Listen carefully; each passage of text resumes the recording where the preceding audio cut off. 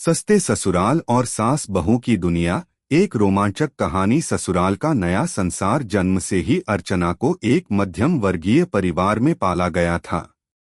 उसका परिवार छोटे से शहर में रहता था और उनका जीवन काफी सादा था। लेकिन एक दिन अर्चना की शादी बड़े शहर के एक ऐसे परिवार में हो गई जिसके बारे में उसने कभी सोचा भी नहीं था। अगर आप अपनी माँ से प्यार करते हो और उनको हमेशा खुश देखना चाहते हो तो चैनल को सब्सक्राइब करो, लाइक करो, हर हर महादेव कमेंट करो। बहुत ही जल्द आपको खुशखबरी मिलेगी। प्लीज वीडियो को लास्ट तक जरूर देखें। अब आगे सुने क्या नाम है तुम्हारा। अर्चना की सास उषा देवी ने अपनी बारीक आंखों से अर्चना को घूरते हुए पूछा। अर्चना वह थोड़ा हिचकिचाते हुए बोली। उसे यह बिल्कुल भी उम्मीद नहीं थी कि उषा देवी इतनी सख्त और चालाक होंगी। हालांकि उसकी मां ने हमेशा सास बहू के रिश्ते को एक ऐसी चीज के रूप में बताया था जिसमें एक मूक समझौता और समझदारी होती है। लेकिन उषा देवी के साथ यह सब बिल्कुल अलग था। अर्चना के पति मोहित, जो एक बिजनेसमैन था, ने भी उसे साफ कह दिया था कि ससुराल में सब कुछ थोड़ा अलग होता है।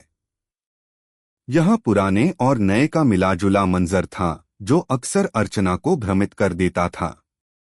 देखो बहू, यह सब तुम समझो, यह हमारा तरीका है। यहाँ रिश्ते सिर्फ नाम के नहीं होते। हमें हर चीज में मोलभाव करना पड़ता है, चाहे वह रिश्ते हों या फिर सामान। उषा देवी ने एक दिन अर्चना को समझाते हुए कहा। अर्चना को यह सब समझने में वक्त लग रहा था, लेकिन जैसे जैसे दिन गुजरते गए उसने महसूस किया कि उसकी सास की दुनिया में एक अनोखी व्यवस्था थी, जहां सास अपने हर कदम को चालाकी से उठाती थी और बहू को अपनी समझ से जीवन जीने की सलाह देती थी। बहू की जद्दोजहद अर्चना के लिए यह नया जीवन एक चुनौती बन चुका था। सास का सख्त रवैया और उनकी परंपराओं से उसे काफी असहजता हो रही थी, लेकिन उसके पास और कोई रास्ता नहीं था सिवाय इसके कि वह इस स्थिति को अपने तरीके से स्वीकार कर ले। एक दिन अर्चना को सास ने एक बड़े शॉपिंग मॉल में भेजा।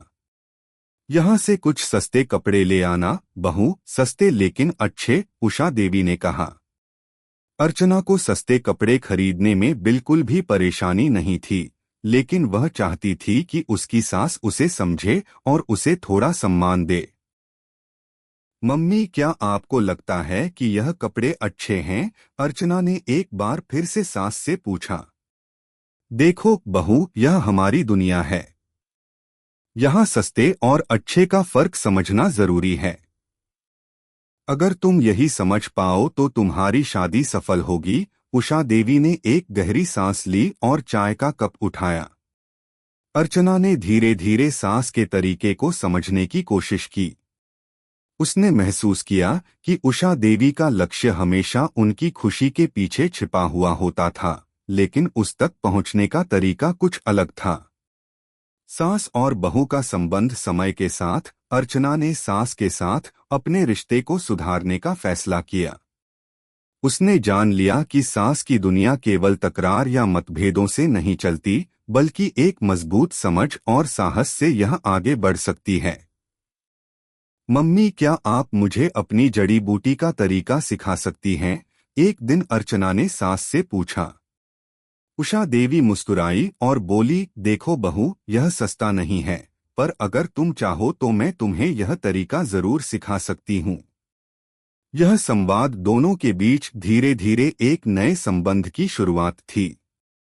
अब अर्चना ने सास से न सिर्फ जीवन की सच्चाइयाँ सीखी, बल्कि सास की दुनिया को भी समझने का मौका पाया। ट्विस्ट। सास बहू के रिश्ते की नई परिभाषा। एक दिन जब अर्चना और मोहित के बीच कुछ अनबन हो रही थी तो उषा देवी ने अचानक अपना रुख बदल लिया। तुम दोनों के रिश्ते में जो खटास आई है उसे समझाने की जिम्मेदारी अब मेरी है, उषा देवी ने दोनों को एक साथ बैठाकर कहा। अर्चना चौंकी। यह वह सास नहीं थी जो हमेशा किसी भी स्थिति में चुप रहती थी। उषा देवी ने अपनी समझदारी से दोनों के बीच के संघर्ष को सुलझाया। देखो, हर रिश्ते में उतार चढ़ाव आते हैं। जो जरूरी है वह यह है कि तुम दोनों एक दूसरे को समझो। तुम दोनों को एक दूसरे की जरूरतें समझनी होंगी, तभी यह रिश्ता मजबूत होगा। अर्चना को अपनी सास की यह सलाह बहुत प्रेरणादायक लगी। उसने महसूस किया कि सास की दुनिया में सिर्फ संघर्ष और सलाह नहीं थी, बल्कि वह एक गहरी समझ और समर्थन का भी केंद्र थी। समाप्त। यह कहानी सिर्फ सास बहू के रिश्ते की नहीं, बल्कि उन सभी रिश्तों की है जो सच्चे और मजबूती से निभाए जाते हैं।